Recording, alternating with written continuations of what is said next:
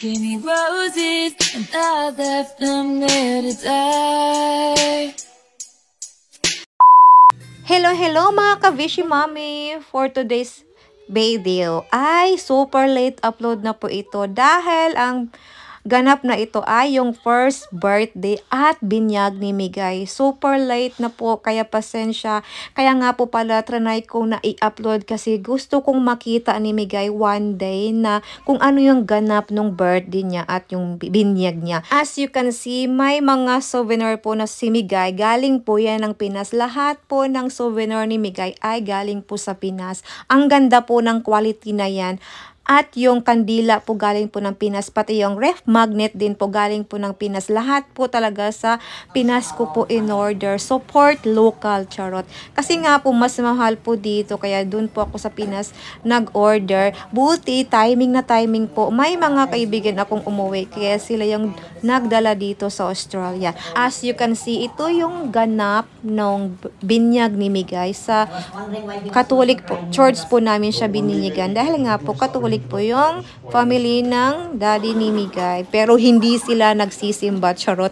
First time po nilang nakapasok sa simbahan dahil lang po sa binyag ni Migay. Thank you to all mga ninangs. Sobrang gaganda ng mga ninang ni Migay. At lalong-lalo na ang ninang ni Migay from Sunshine Coast. Bumiyahi pa talaga sila papunta dito sa Adelaide para maka-attend ng binyag at first birthday ni Migay. At thank you rin sa aking brother from Melbourne. Sobrang thank you dahil yung aking friend na si Iris, siya talagang tumulong sa akin pag-ayos sa venue.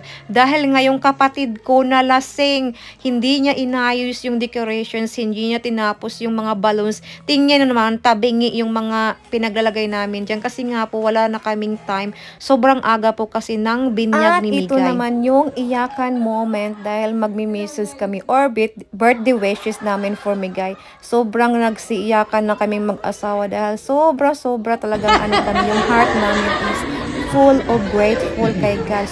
Sobrang thank you dahil nagkaroon kami ng Migay sa aming buhay ngayon. Tingnan nyo naman, nagsiiyak-iyak na kaming dalawa. O drama, okay, tama na yan. Char, back to party na tayo. Mia is a very big blessing for us.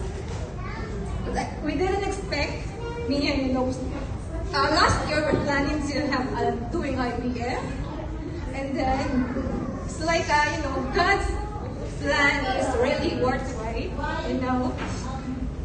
So we are very happy that we have Mia now. She changed my breakfast per festival. How are you?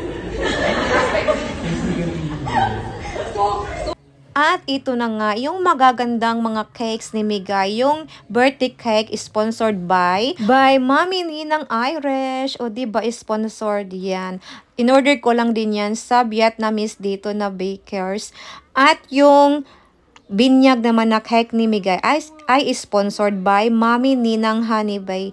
Thank you so much sa mga sponsored by. Kahit nga hindi maganda yung decorations ni Migay, sobrang happy kami at nag-enjoy ang lahat. Lalong-lalo na si Migay, hindi siya nag-tantrums. That day nung birthday niya ay talagang okay siya. Hindi siya masyadong palangiti pero nag-enjoy talaga siya.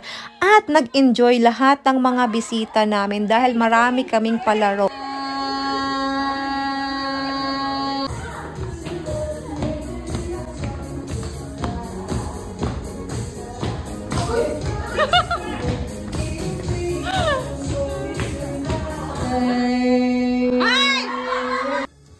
O diba, nag-enjoy ang lahat? Yan nga palang aking super love na inday ko na Mami Ninang ni Migay from Sunshine Coast.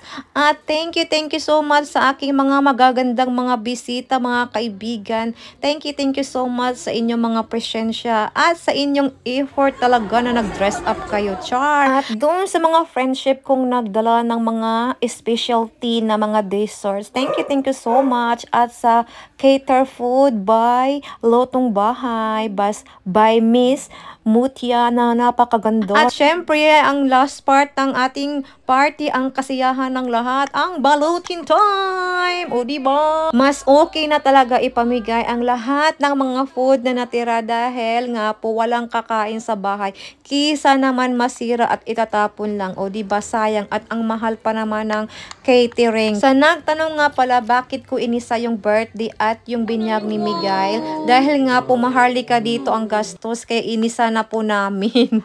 At ito yung ganap na birthday talaga ni Miguel. November 20. Nag-celebrate din po kami dito sa bahay kasama ang kanyang lola at lolo niya. At ang daming gift ni Miguel. Panoorin nyo sa next vlog namin ang unboxing ni Miguel at kung magkano ang naipon niyang pera. Ang dami-daming pera si Miguel, char. Mas marami pa siyang pera kaya sa akin. Okay, dito na muna magtatapos ang ating voice over. Thank you nga pala sa lahat ng suporta nyo dito sa YouTube channel namin at sa Facebook page. Thank you so much. God bless to all. Bye-bye!